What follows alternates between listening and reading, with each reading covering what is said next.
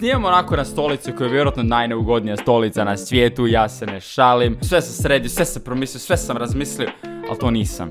Stoga onako velik predvid s moje strane. Sada, kad smo riješili sve ostale gluposti, kao što to obično ide na mom kanalu.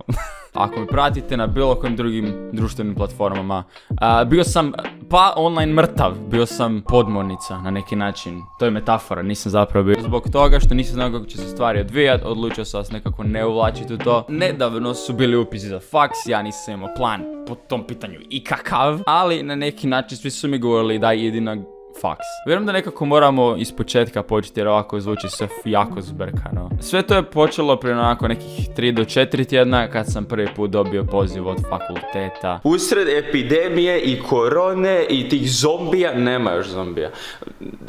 Ja sam se odlučio ići u Zagreb.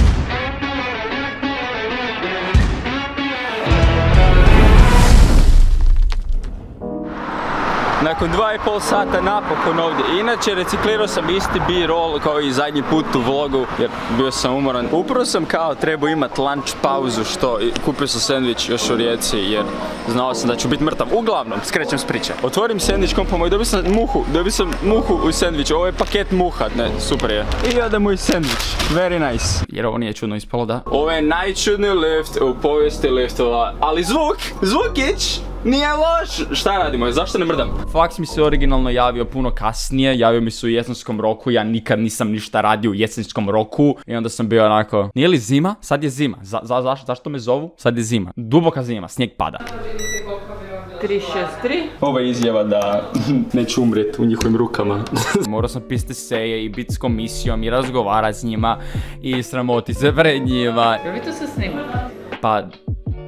to ima smisla, da. Pa, sreo sam se sa voditeljima i profesorima, bitnim ljudima. Nakon nekih 20 minuta čistih informacija, osjećam se još manje onako samopouzdan, ali ne, to je u redu, to je super. I upao sam na fakultet. Sve je takav show. Preselio sam se valja na drugi kraj Hrvatske zbog toga. Mi sve nekako tako zbrkano, onako za dan selidbe imao sam strateški plan, a to je da sve planiram kasnije i da se selim na dan selidbe, znaš ono. Inače spremiš neke stvari unaprijed, ja sam to odbio raditi, ja sam htio biti original i bio sam i bilo je loše. Probudili smo se onako nekih 8 ujutro i to je rano. Danas je dan selidbe Šta?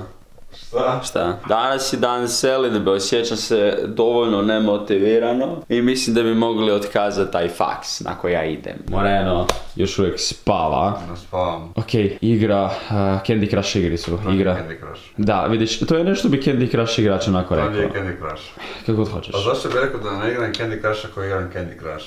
Okej, kako hoćeš Candy Crush. Zašto bi rekao da ne igram Candy Crush ako igram Candy Crush, ali ne igram Candy Crush? Daj molim te, probudio si se onako u 4 da bi igrao taj glupi Candy Crush.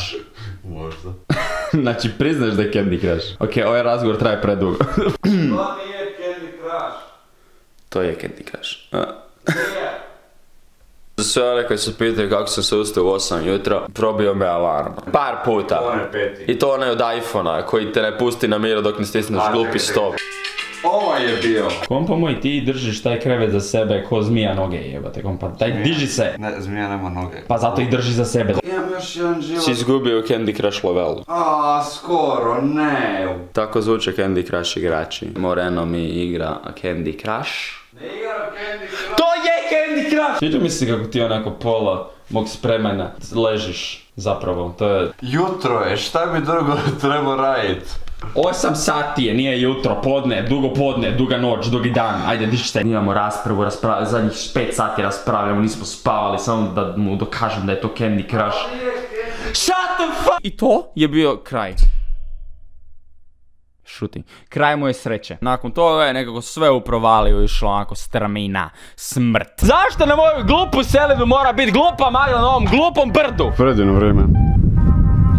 Predivno. Ovo je vrijeme, a da ne može biti gore. Na što bi mogli? Mogli bi zapravo dignuti dron. Ne, nemoj mi to radi! Počela je glupa kiša! Ne, moj zbogom! Ja i moje glupe ideje. Naravno, krenuli smo se pakirati, trebalo nam je nekih ukupno 5 sati da sve spakiram. I u jednom trenutku je postalo sve nekako čudno, čak i za mene. Mislim, ja se ne smatram onako u potpunosti ozbiljnom osobom, ali... Pa da se... Stresna selidba je postala više Samo je bilo dobro. Što napraviti?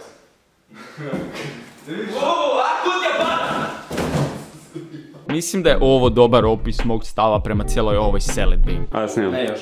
Snimam. Ne još. Snimam. Ne još. Snimam. Ali ne još. Da li vidite možda ovaj sat iza mene? Jes, ovaj tu. 4 sata kasnije. Stvari se nisu pomaknule. Kutije u dnevnom boravku su i dalje bile kutije u dnevnom boravku. Kutije u sobi su bile neurednije kutije u sobi. Ali oluja nije prestala, kiša još jače padala. A mi onako šiše me na čelavu i zove me Boško.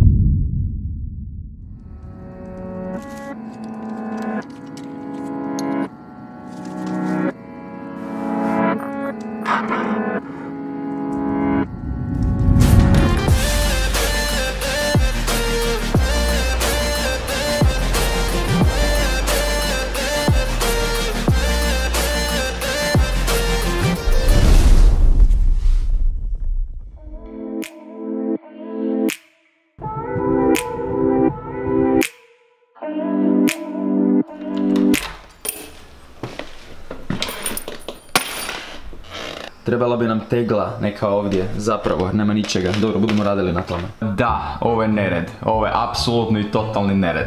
Znate za onaj izraz bomba je pala, pa ovdje su pali njih 6. I super je, ne zapravo, jedno raspekiravanje kasnije, smjestio sam si svoju katedru usred stana, super je. Uglavnom, sam put nije bio nešto special, bio je poprilično dosadan, jako puno cesta, jako puno, možda... Je, definitivno previše. Onako nisam htio pokazivati moj put gore, jer su ceste, ali ako želite gledati ceste, tko sam da vama branim gledati ceste. Ovo je zabava u 2020. Pusti publiku da gleda ceste. Ako sam onako išta shvatio je na neki način da ljudi u Zagrebu jako vole ići na kavu. Zato ovaj video snimam danas, ne jučer, zato jer motam se po lokalnim kafićima. Pokušavam se nekako uklopiti u ekipicu, super mi ide za sada. Bio sam 3 puta na kavi u jednom danu. Imam previše kofeina u sebi. Još nije otišao. Ja sam onako 98% kofeina, trenutačno. Onih 2% je čista zabava. Mislim, nije kao da se ne snalazim, imam ovu kartu Zagreba. Jako je dobra. Mislim, nije. Izgubio sam se 2 puta s njom. Ali sam možda moja krivica, nisam odlučio to još. Uglavnom kasnio sam, prije dan predavanja sam kasnio, jučer je bio i kasnio sam, 5 minuta sam kasnio. Uletio sam u najgori trenutak, profesor je taman govorio nemojte kasniti, ja uletim unutra i viš nije me pogledao, hvala Bogu. Ali bilo onako da, isto tako žao mi što nema nekakvog vizualnog materijala, da vam sve to pokažem, moje muke i probleme, vjerujem da vas to jako zanima. Ali, baš zbog toga, evo snimka mog psa, kako... Nemam pojma šta radi. I da me niste pitali šta radi. Nemam pojma. Pseći život. Super je. Nema na čemu. Sad ste sretni. Osjećam kako sad 91% kave. I 9% dosade. Ovako, ja sam se došao kulturno uzdizat u Zagreb na fakultetu. Koga zavaram za tjedan dan u kutiji spavanje. Ovo je 4. selidba ove godine da sa selim. I dosta mi je. I sad budem bio u Zagrebu. Ako sam išta naučio iz ove moje sulude selidbe 4 puta u godinu dana. Zagreb je simpa. Zagreb je simpa.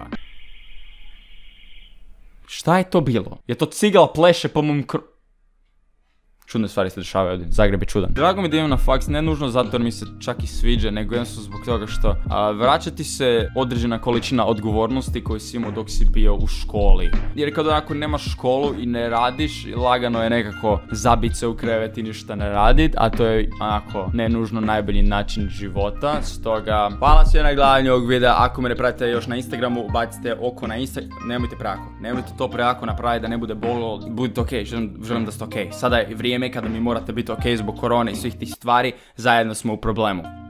Reži ovaj dio, gotovi video, reži ga. Denzor u editiranju, reži ovaj video, gotovi smo, bye bye. Denzor je završio priču, Denzor ide I možemo samo uzeti u obzir onako da se opalio sam se koljenom u glupi stalak mikrofona. Jesam te skinuo,